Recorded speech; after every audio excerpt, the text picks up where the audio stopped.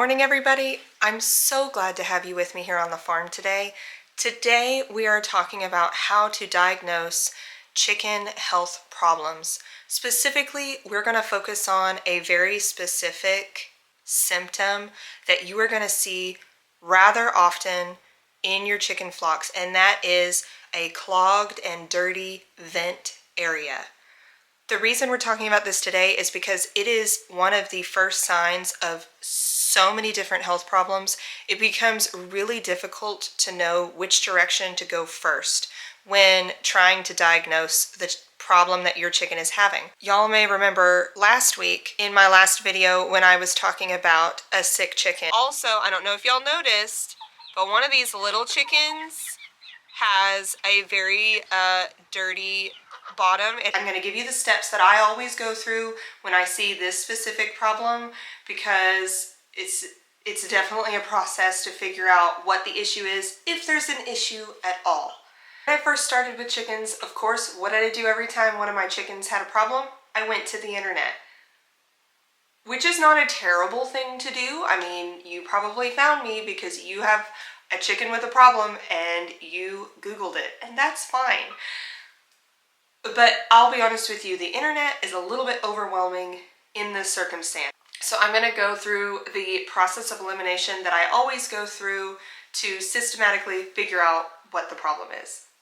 Again, this is just from my experience and what I do personally with my chickens. I will go ahead and very carefully show off the fact that we are definitely still dirty. It's okay, buddy. So that's what I'm talking about when I say dirty bottoms. The vent area is all messed up. All those feathers are kind of matted together. Obviously, even just being in the coop, I noticed this rather quickly. And so step number one is remove this chicken. This is for a couple reasons. Obviously, what you're originally thinking is that it's to keep him from spreading whatever he has to the other chickens. But truthfully, most issues, once I figure out what's wrong with him, I will treat the whole flock. The main reason I have him in here is so that I can evaluate how he's doing and how he's responding to treatment. Step two, after you remove this bird from the flock, is going to be thinking about the time of year, the age of the bird, and their diet. One, if this is a chick and not a mature bird, this one is obviously a juvenile, but I'm going to treat it like an adult. What I mean by chick is anything 4 weeks and younger. Those, if they have dirty bottoms, it is either coccidiosis or just pasty butt.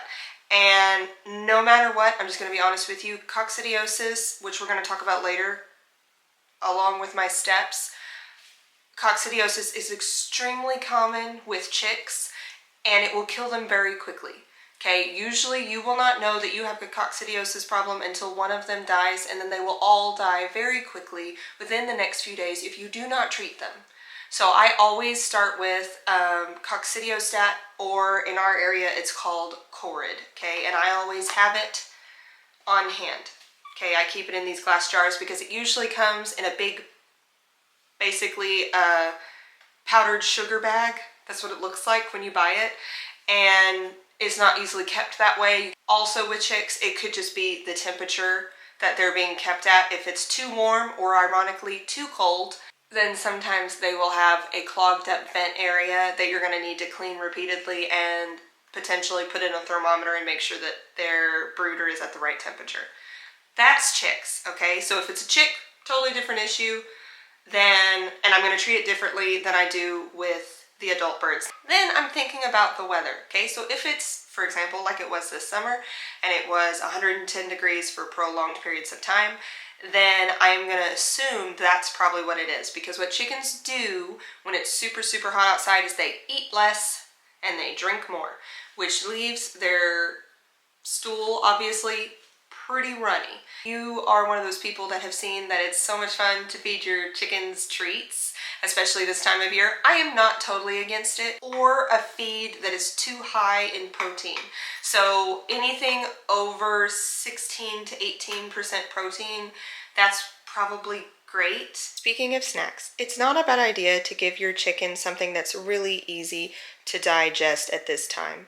Things like plain Greek yogurt, scrambled eggs, and then cayenne pepper is also really great for them. All of these things will help with digestive health, but also just not cause any more problems like feeding them their regular feed would. And move on to step number 3.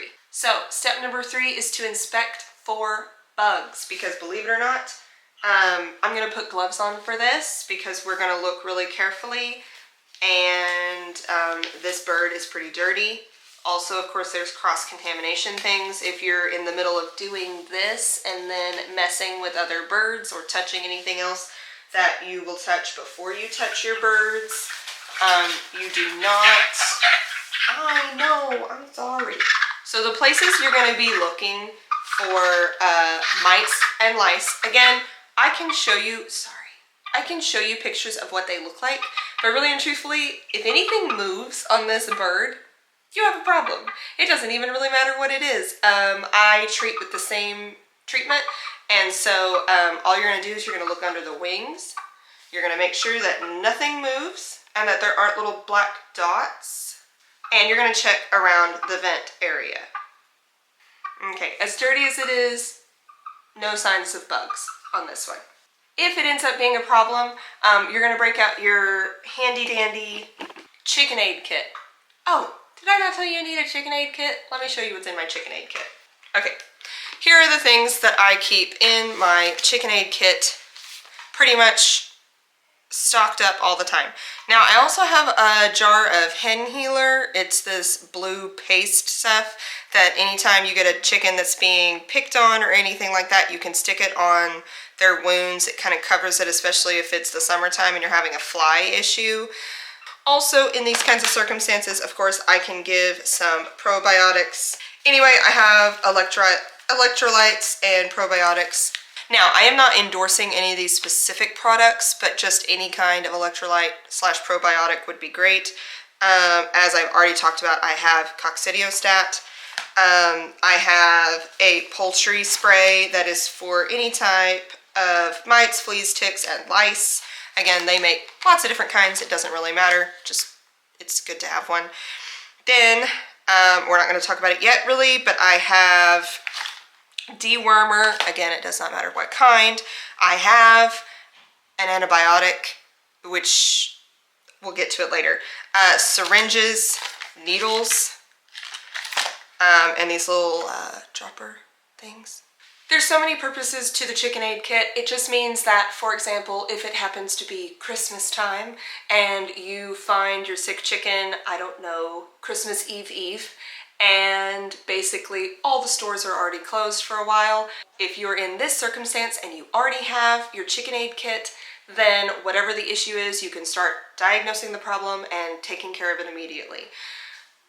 So if you find bugs on your bird, follow the instructions on the bottle. If you did not find any creepy crawlies on your bird, we're going to move on to step number 4, and that is wash your bird.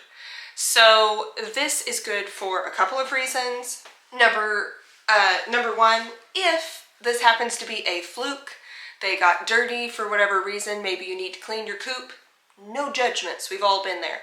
And maybe this bird got dirty by accident. So the only way to know if we're actually dealing with a prolonged problem or whether or not it was just a fluke, something they ate, no big deal, you need to wash it and see if in a couple hours they look the same. Because if you have an ongoing problem, it's going to get dirty and gross and nasty very quickly after this.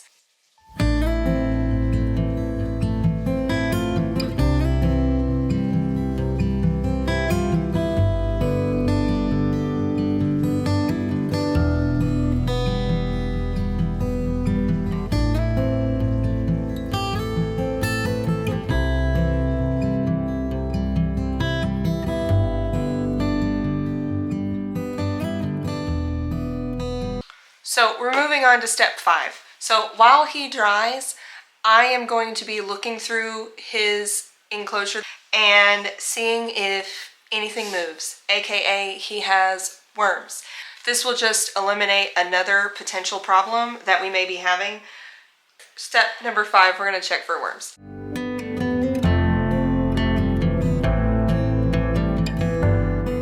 So another thing you're going to be looking for is to make sure that when they eat, it doesn't look basically like they throw up.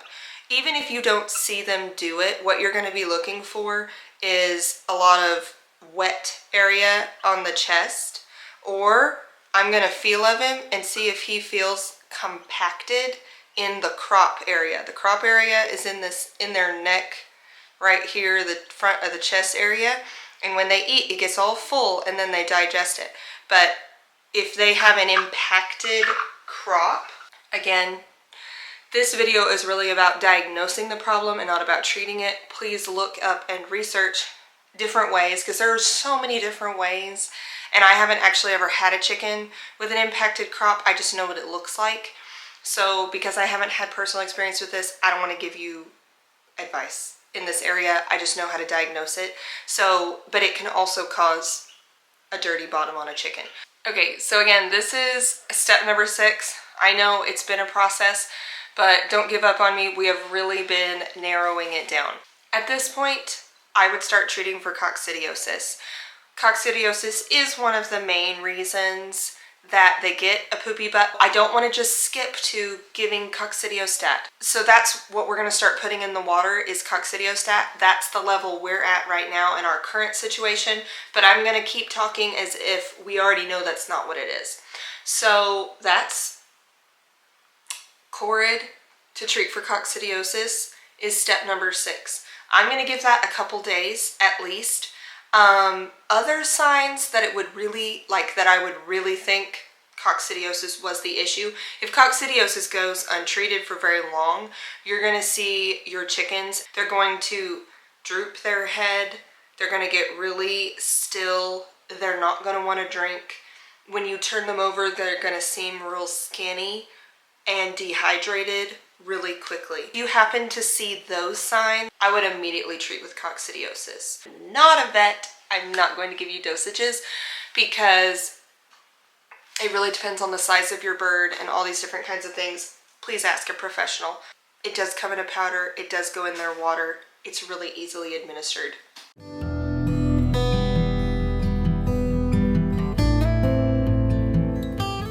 After that, if this does not help in a couple days, my last step is, unfortunately, it would used to be go to your local feed store and get you some LA200. Okay? That's what you used to be able to do. Now, in most places, you cannot buy this. It can be used, this can be used on basically any livestock on our farm. It's an antibiotic to treat a multitude of problems. The problem is that farmers started using good old LA200 as their step 1, not their 7th step of trying to figure out, again, a multitude of problems. They used this as the end-all band-aid to any kind of problem. For the record, if it was any of the other things that I mentioned, LA200 is not going to help. All of this leads to resistance to these medications and makes them obsolete and not helpful, which would be a bummer because LA200 is really helpful if you need it. So they've taken it off of mainstream shelves and you now have to go to a vet and get a prescription, which I am not against. Now, if you call your vet and you describe these symptoms, maybe they know more than little old me, okay? And that would be great. I would also like to say, if you have more specific questions and symptoms that you're like, but Mrs. King, what about this? Please comment below. I would be happy to the best of my ability answer your questions, or even contact a vet. If you don't have a vet to contact, I would love to help you with your chicken problems, because I know there are many. But at some point you are probably, if I think LA200 is what you need, or any other kind of antibiotic, you're probably going to have to go to the vet, because they're making it harder and harder to get those on the shelves, because again, it used to be everybody's step number 1.